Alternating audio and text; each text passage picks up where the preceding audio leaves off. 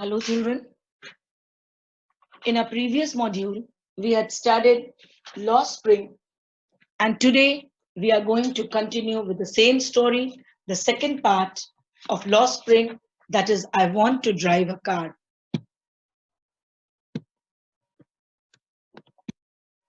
Here in this story, we'll see the bangle makers of Firozabad will study about Mukesh and his condition, his situation, his plight. Stories of stolen childhood. Anise Jung, we have seen in our previous story how she talks about child labor. Children, everybody wants to study. Child is meant to learn, not to earn. But ironically, at such a tender age, when they need to go to school, we let them hold tools in their hand and work on dhabas, in factories, and everywhere possible. The concern of Anise Jung continued about child labor in this story as well. Part 2. We will discuss here Mukesh and his family, one of the bangle makers of Firozabad. Why we need to be sensitive and empathetic about their problems. Because their future is dark. You can see them working, how they spoil their childhood. As per the 2011 census, there are 45.53 lakh child laborers in India. Majority of them belong to families living below the poverty line and belonging to SC/ST communities. Mukesh is one such child who lives with his family of bangle makers in the industrial town of Firozabad. This is not merely a fictional account by any means. It is a glaring reality of the unkind society which we choose to live in. So our responsibility does not over just by reading the census that 45 lakh children are the child working as child laborers. We have to do something for them. The demands of excessive industrialization are met with the supply of cheapest labor available. The bodies of the poor are readily available to satisfy the hunger of excessive industrial production. And because of the demand, who will work? These children are the most easy victims to work.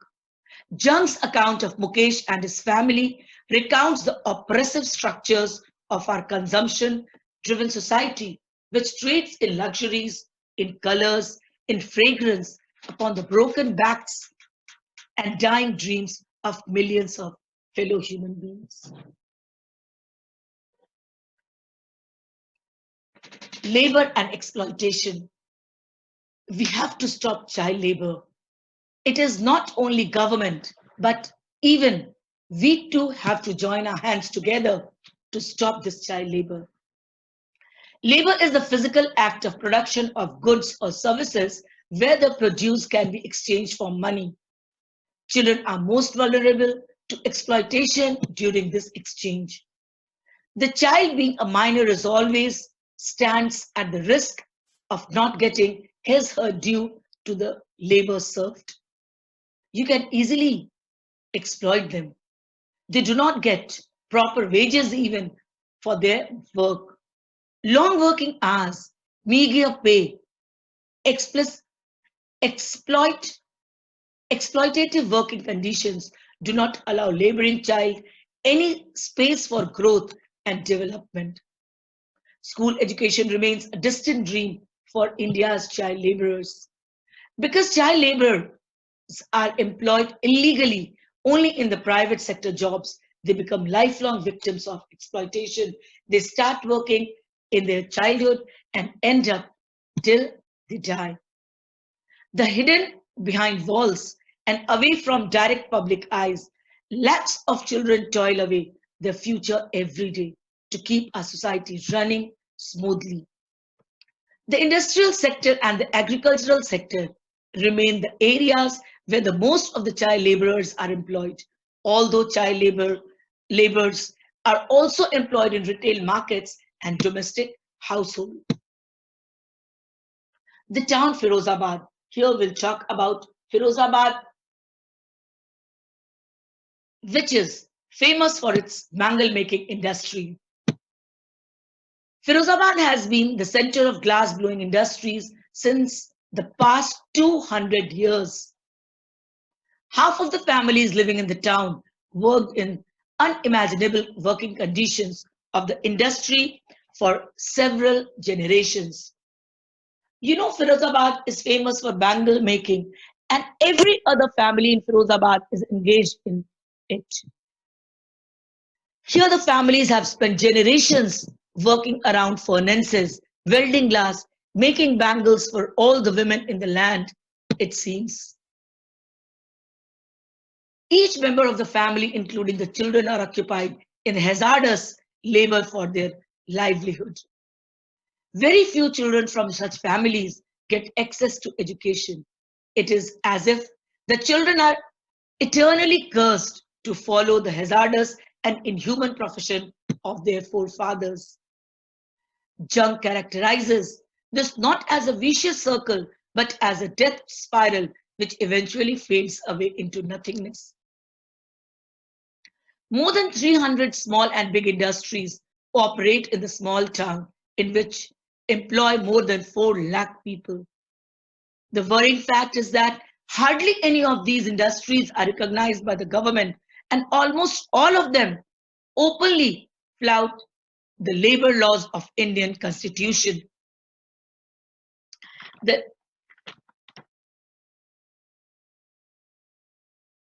bangle making industry in Firozabad is shamelessly flourishing. The informal sectors, unregulated, and employ thousands of families, forcing them to work in inhuman conditions under a direct threat to their livings and well-beings. Exploitative working conditions of Mukesh's family. They live in slums where they cannot even see the daylight. Mukesh and his family have to work in dingy cells, dark rooms with hardly any ventilation or sunlight. It is illegal for children like him to work in the glass furnaces with high temperature, in dingy cells without air and light. And that, if the law is enforced, they, many lakhs and lakhs of children would be brought out from such pathetic condition. They work around hot furnaces in extreme high temperatures for several hours at a stretch. These laborers always end up suffering from eye infection, loss of eyesight, lung infection, asthma, and congestion. The children grow up more accustomed to dark than sunlight, sunlit world outside their workshops. They slog their daylight hours, often losing the brightness of their eyes. Most children lose their eyesight by the time they become adults. Generations after generations have toiled away their lives and any hope for a better future under such barbaric working conditions. The cruel reality behind the vibrant hues.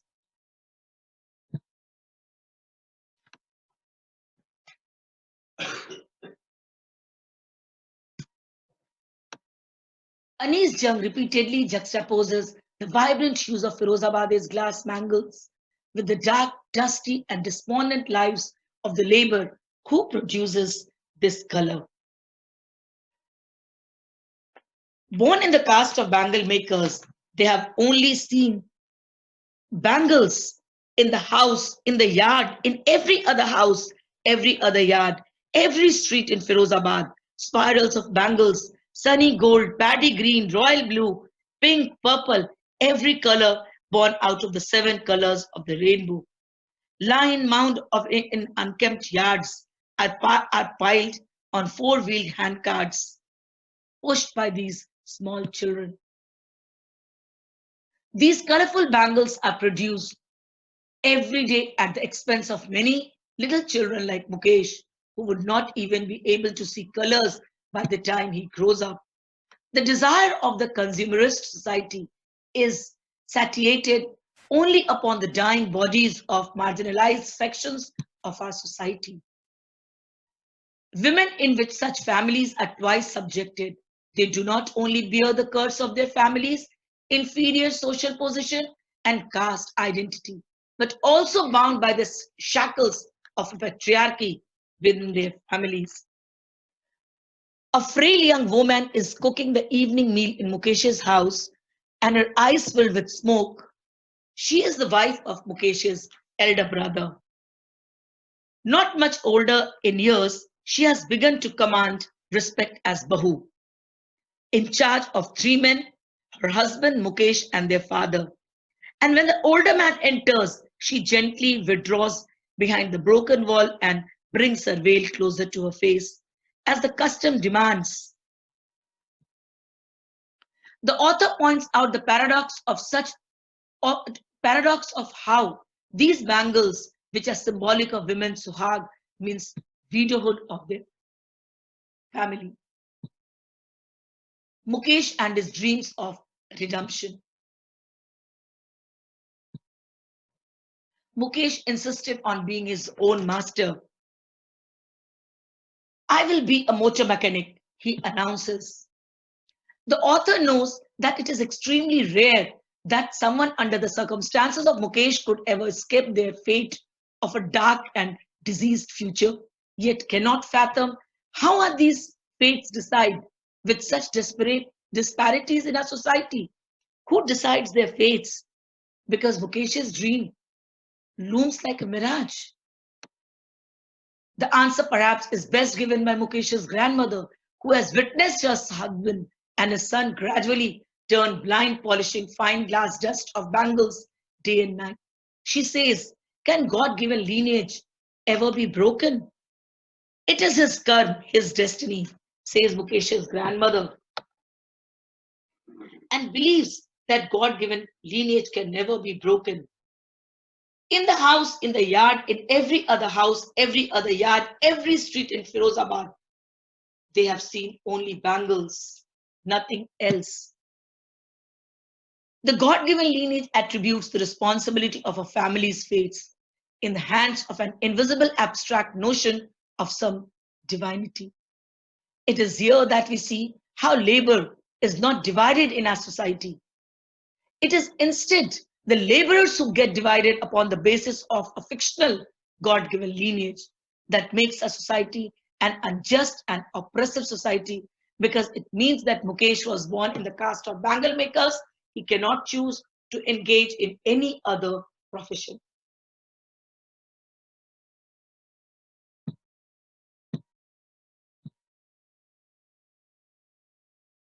See the pain in the eyes of small children. He must grow blind in the manner of his ancestors, but cannot opt out of his God-given lineage. This means that other avenues of labor are not closed for him in the first place. He is divided, separated from his birth and until his death. Together they have been imposed the baggage on their shoulders, which they cannot put down. Before they are aware, they accept it as naturally as their fathers. Mukesh does not have the privilege to even dream to get a better of getting a better job and find a respective position in our society.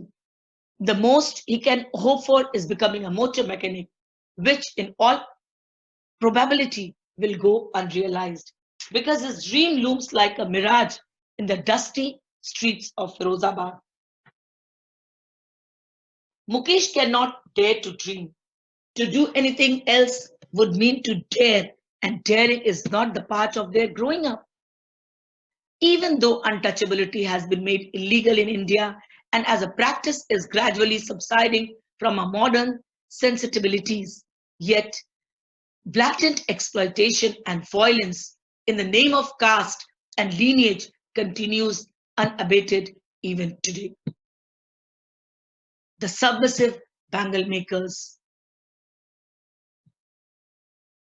Years and years of blatant have rendered Mukesh and his family utterly robbed of life, vigor, happiness, sensitivity, and most hope for a better future. The cry of not having money to do anything except carry on the family business, not enough to eat, rings in every home. The young echo, the young men echo the lament of their elders. And little has moved with time, it seems, in Firozabad. Years of mind numbing toil have killed all their initiative and ability to dream. It is an utter disregarded to call them ignorant or unaware because they are victims of greed and desires of our society. The monopoly of the well off castes over all channels of knowledge and information is the reason why these families who have to survive in deplorable conditions do not demand their rights as equal human beings. Not just the society, but the entire legal, judicial, and executive machineries of our nation, riddled with corruption and nepotism, ensure that the exploited labor cannot ask for his due rights as an equal human. They cannot organize themselves. Mukesh tells, even if they organize, they will be hauled up by the police, beaten and dragged to jail for doing something illegal. There is no leader amongst them, no one who could help them see things differently. Their fathers are as tired as they are. They talk endlessly in a spiral that moves from poverty to apathy, to greed to injustice. Their life is a continuous torture with no hope of redemption in such unjust society. Making a choice between food for family or a roof overhead every single day of your lives is something not many of us have experienced ever. Mukesh's father, first as a tailor, then a bangle maker, has failed to renovate a house, send his two sons to school. All he has managed to do is teach them what he knows, the art of making bangles. The bangle making maker is therefore not submissive by choice or nature or even fate. He is submissive because of the unjust society he lives in. Flash in Mukesh's eyes. Mukesh wants to be a motor mechanic.